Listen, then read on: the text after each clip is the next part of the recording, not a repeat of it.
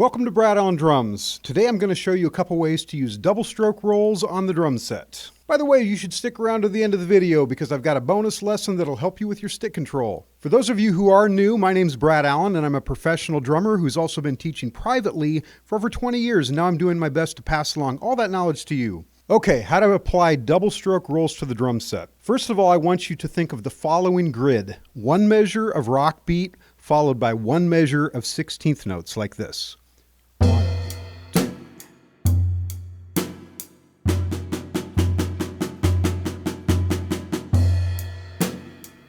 Etc.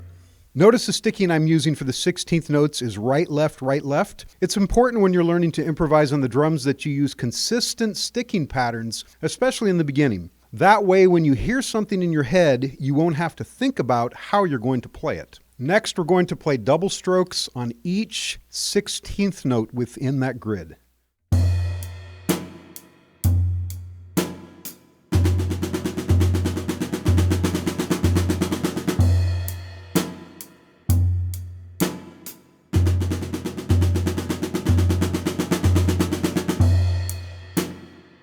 The last step in this process is to replace double strokes with accents on certain notes. Start with something very easy. We'll start by putting an accent on count 1. Instead of playing the accent on the snare drum, we'll put the accent on the small tom, like this.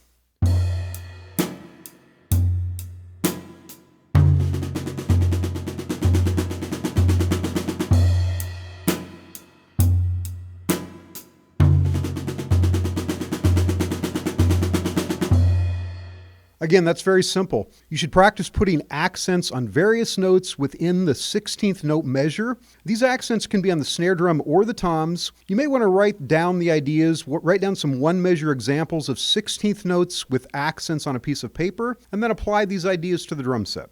I'm going to show you a more advanced example now. And by the way, I have all these examples written out on my website at bradallendrums.com. Just follow the link in the video or in the comments below.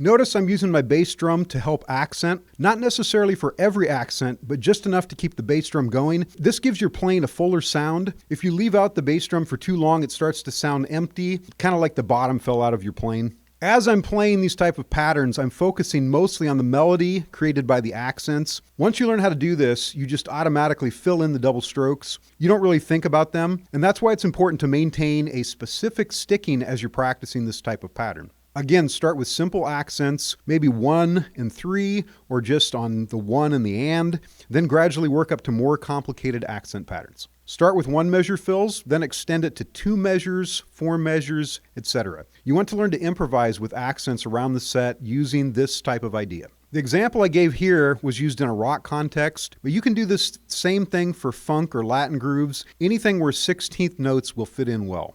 One more tip concerning this type of pattern is that you'll find that it works very well at certain speeds and it doesn't work quite as well at other speeds. It doesn't work extremely slow or extremely fast, so you want to experiment to find the best tempos that will work best.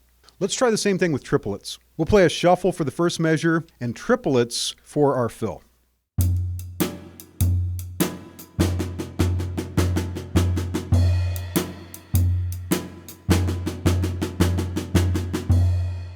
Now add double strokes to each note of the triplet, just like we did with the 16th notes.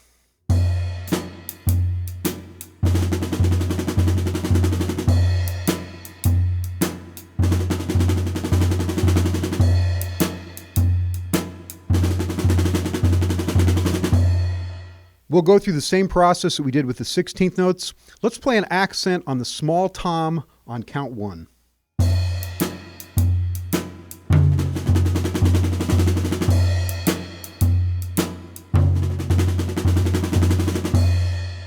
And just like before, practice various accents within that triplet pattern around the set. Here's a more advanced example.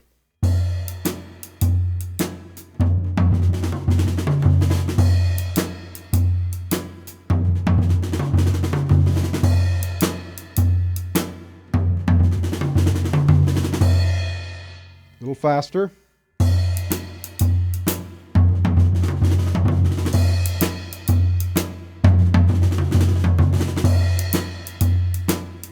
I used my bass drum in all 4 beats because that felt comfortable. Again, this can be extended to longer solos. It can be used for other styles as well. It could be used for jazz. It could be used for triplet rock, for instance. Anything where triplets will fit well. And just like the 16th notes, you'll find it works well at certain tempos and not as well at other tempos. And that's pretty much true of everything we play on the drum set.